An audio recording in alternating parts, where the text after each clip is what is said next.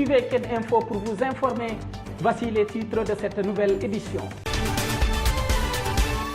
Modou Mahmoud Diop, gouverneur adjoint chargé du développement de Kédougou, a présidé la rencontre qui a réuni les acteurs du partenariat pour un gouvernement ouvert à la Chambre de commerce et d'industrie de Kédougou. Il nous parlera des objectifs de cette rencontre. Dans le cadre de la réalisation des activités du projet DAMCAM, Ma Voix Ma Santé, plusieurs partenaires ont été remerciés à Bandafassi par le directeur du projet DAMCAM, Dr Abdoulaye Fall, que nous aurons au micro de Ked Info. Une tournée nationale des boulangers du Sénégal, Kédougou a reçu la délégation conduite par son président, Modou Gueye.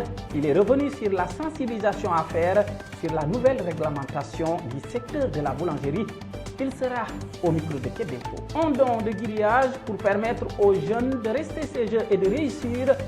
J'ai décidé de les aider avec du matériel car ce retour vers l'agriculture permettra de lutter contre l'immigration clandestine qui frappe notre pays, le Sénégal. Voici les quelques mots de Mamadou Adji Cissé, maire de la commune de Kédougou, lors de cette cérémonie de remise. La restitution des travaux concernant le comité technique mis en place pour faire l'évaluation des projets et programmes dans le cadre de la conférence territoriale. Le préfet Thierno Souleymane Sow est revenu au micro de Ked Info sur l'importance de cette activité. Le préfet Cyprien Antoine Balo s'est réjoui de la célébration de la Journée internationale des droits de l'homme. Ces jours d'activisme, une activité organisée par le projet DAMCAM, il s'est dit satisfait. Nous l'écouterons avec Ked Info. Voilà les titres, le développement dans un instant.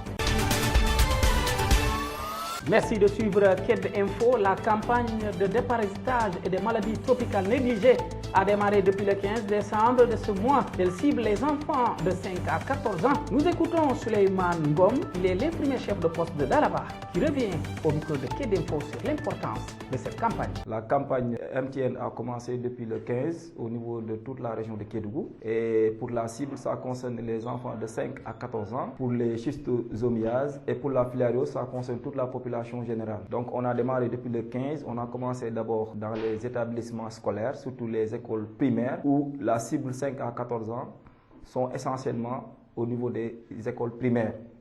Donc c'est une campagne qui a une grande importance parce que nous sommes dans une zone où véritablement il y a beaucoup de cas de filariose lymphatique à type de hydrocèle, on en a des cas, et de elephantiasis gist.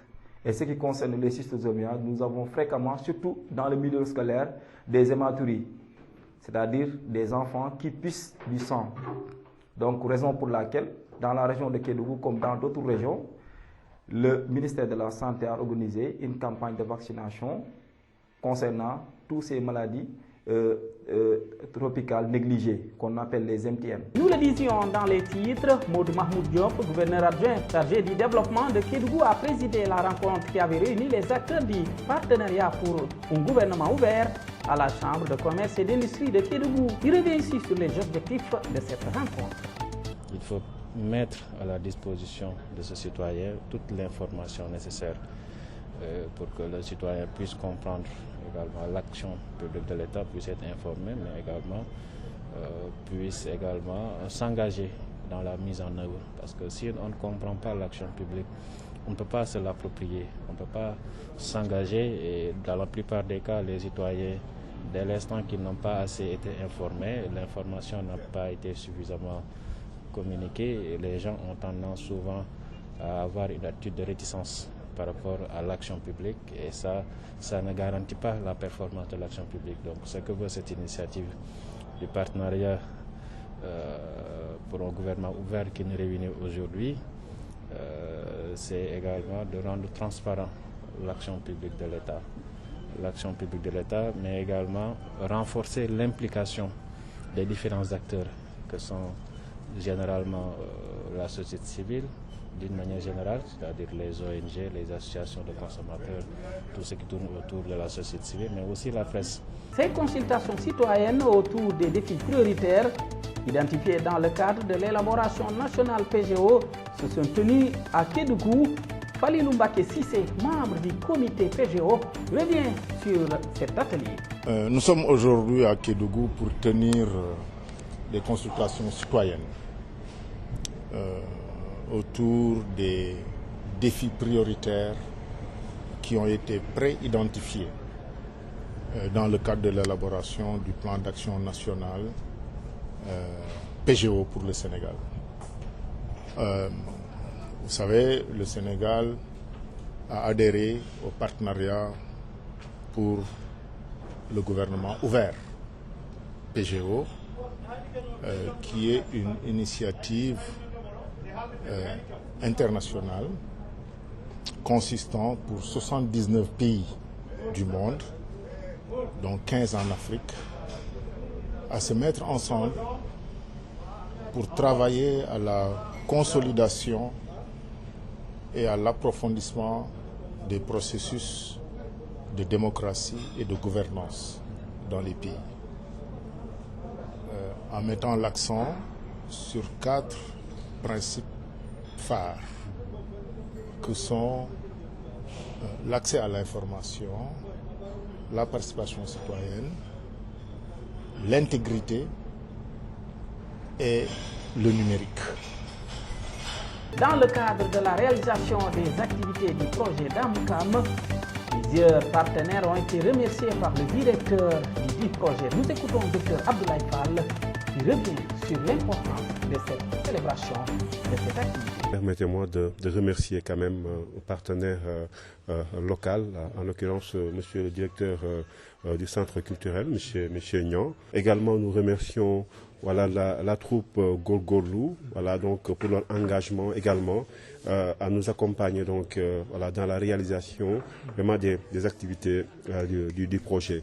Je remercie également au nom de Carrefour International notre partenaire donc de l'appui technique APROFES donc qui nous accompagne dans ce volet donc de sensibilisation donc à travers le Théâtre Forum. Alors comme je l'avais annoncé, dans ce projet nous avons 3 approches. La première approche donc est la formation donc de différents acteurs qui vont intervenir dans le domaine santé sexuelle et reproductive. Mais également, il y a un volet communication qui découle bien sûr donc de cette volet formation. Et ensuite, on va capitaliser et maintenir donc les acquis à travers des sessions de plaidoirie donc auprès des détenteurs donc de pouvoir et de responsabilités qui sont dans la région de Kédougou. Alors aujourd'hui, dans ce volet donc de formation, nous avons formé les prestataires donc de services, à savoir le personnel médical, les acteurs communautaires, comme par exemple les pères éducateurs qui ont été donc formés à faire des sensibilisations. Aujourd'hui, nous sommes avec l'ensemble des acteurs donc culturels, comme la troupe Gorgorlou, qui sont formés donc durant 5 jours pour avoir le maximum d'informations pour pouvoir vraiment véhiculer ces informations au niveau communautaire. Quant au directeur du centre culturel de Kédougou, s'est dit satisfait de la prestation des acteurs culturels de la région sur les mariages précoces et grossesses précoces initiés par le projet DAMCAM. Abiboulaye Diaye, que nous écoutons au micro de Kep Info. Je suis vraiment satisfait donc de la prestation. Et d'abord, je commencerai par saluer les encadreurs qui ont vraiment apporté un plus par rapport à ce qu'ils ont déjà donc trouvé sur place. Je salue aussi la troupe Gorgorlou, donc l'ensemble des artistes. Je suis très satisfait de la prestation donc, de la troupe en général. Les 2 pièces donc, ont su un peu montrer l'objectif du projet, donc à savoir les thématiques comme la grossesse précoce, les mariages d'enfants, ainsi de suite. Présentement, l'accompagnement se fait à travers le projet DAMCAM. Et ça se fera aussi à travers donc, les activités du centre culturel. Donc là, je compte vraiment faire donc, de telle sorte que l'art dramatique dans la région de Kédougou puisse vraiment être au même titre donc, que dans les autres régions. Amadou Gaï, président de la Fédération nationale des boulangers du Sénégal, qui faisait partie de la délégation, a expliqué les raisons de leur présence à Kédougou. Il est revenu sur l'intérêt du décret signé. Nous l'écoutons ici avec Québec. La loi 7738 interdit l'utilisation de ces tapes-là dans une agglomération de plus de 10 000 habitants. Cette interdiction vise 2 points. Assurer la sécurité alimentaire du consommateur, mais aussi lutter contre les feux de brousse, la déforestation. Maintenant, il faut que les Sénégalais fassent un choix. L'économie, booster l'économie de la ville de Kédougou est importante à mon avis. On ne les interdit pas dans une agglomération de moins de 10 000 habitants. Donc avec ce nouveau décret, ils sont obligés de se conformer, même si on n'applique pas cette loi 7738, ils sont obligés de respecter les conditions de livraison du pain. On ne peut plus livrer du pain avec des sacs plutôt.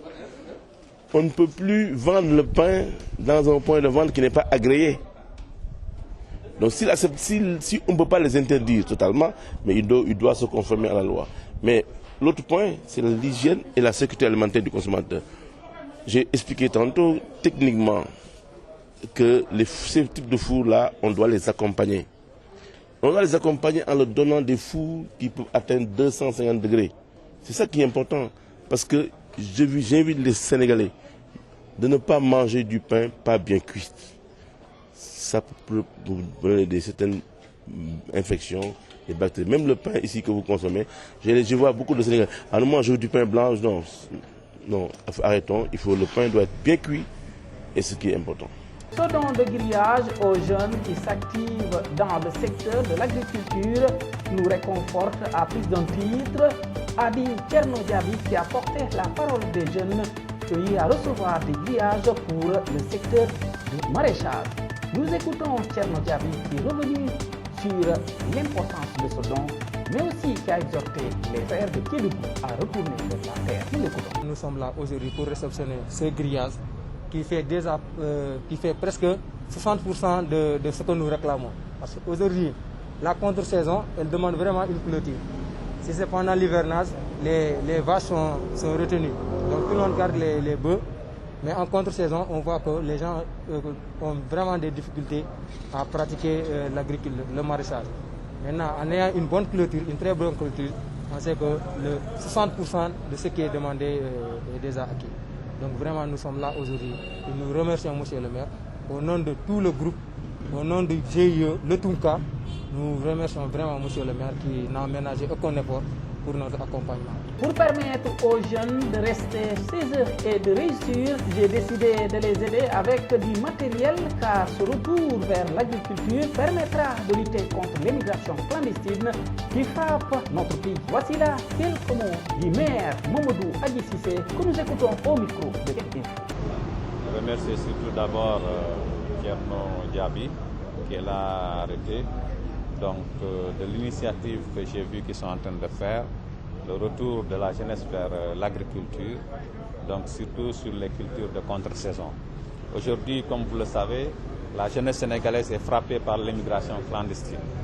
C'est pour cela que j'ai jugé nécessaire aujourd'hui de les accompagner, vraiment pour permettre aux jeunes de rester sur place, travailler la terre et pour surtout les sensibiliser donc sur vraiment le retour vers la terre.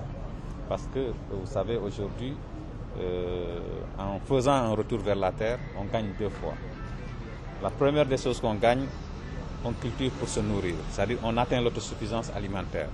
Et la deuxième chose, c'est la création de l'emploi. Donc c'est pour cela qu'il est important aujourd'hui que la jeunesse fasse ce retour vers l'agriculture, oublie vraiment la mer. Donc c'est pour cela que c'est nécessaire de les accompagner. La restitution des travaux concernant le comité technique mis en place pour faire l'évaluation des projets et programmes dans le cadre de la conférence territoriale.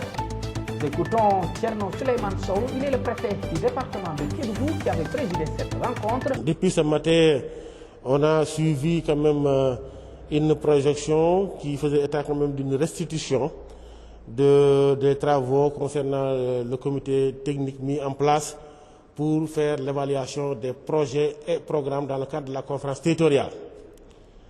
À l'issue, quand même, on a un chiffre qui un peu inquiète les populations, c'est les 15%. Les 15% d'exécution. Il faut qu'on s'explique d'abord. Les 15%, ça concerne les 15% pas des engagements du Conseil des ministres, mais des propositions que les populations du département avait formulé au niveau pour le Conseil des ministres. Et ça concernait 190 milliards. L'engagement que le président avait pris à la suite du Conseil des ministres, c'était autour de 109 milliards. Et les 109 milliards, c'est pour la région. Donc, globalement, on ne pouvait pas faire le calcul au niveau départemental parce que, en tout cas, le montant exécuté au niveau départemental n'existait, on ne l'avait pas. Donc, les gens ont fait le calcul suivant effectivement les propositions formulées en son temps par les populations. Le montant des propositions est bien supérieur au montant de l'engagement. Donc, c'est pourquoi on a 15%. Dans le département de Saraya, le préfet Cyprien Antoine Balo s'est réjoui de la célébration de la Journée internationale des droits de l'homme, une activité organisée par le projet DAMCAM. Il est au micro. Aujourd'hui, nous étions venus pour participer à la célébration de la Journée internationale des droits de l'homme. Quand on dit droits de l'homme, on inclut les droits de la femme aussi, bien qu'il y ait une journée spécifique, celle du 8 mars, aussi consacrée aux droits de la femme, aux droits des femmes, aux droits de toutes les femmes. D'ailleurs, de plus en plus, c'est l'expression droit humain qui tend à prendre le pas sur celle de droits de l'homme. Cette célébration que nous cautionnons du fond du cœur, elle coïncide aussi avec la clôture en apothéose des séjours d'activisme contre les violences faites aux jeunes filles et aux femmes. Comme vous le savez, l'État du Sénégal, dès notre accession à la souveraineté internationale, l'État du Sénégal a eu comme préoccupation majeure de favoriser l'extension des droits de la femme, des droits des femmes, des droits de toutes les femmes, et aussi de préserver l'intégrité physique et morale de toutes les citoyennes et de tous les citoyens. Cela veut dire que les femmes, quel que soit leur âge, n'ont jamais été laissées en rade.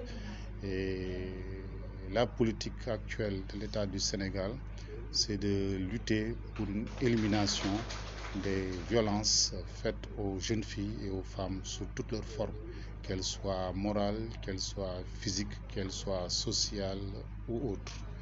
Et en tant que préfet du département, je me dois de veiller à l'application, à la mise en œuvre des politiques de l'État du Sénégal dans ce domaine comme dans les autres. Et aussi en tant que préfet du département, c'est de tout cœur que je souscris à l'engagement des femmes de Saraya dans ce noble combat. Gassama Dembélé, premier adjoint au maire de la commune de Saraya, s'est dit satisfait du travail d'activisme mené par le projet DAMCAM pour lutter contre les violences faites aux femmes. Nous écoutons Gassama Dembélé, premier adjoint au maire de la commune de Saraya. Je crois que le thème est d'actualité.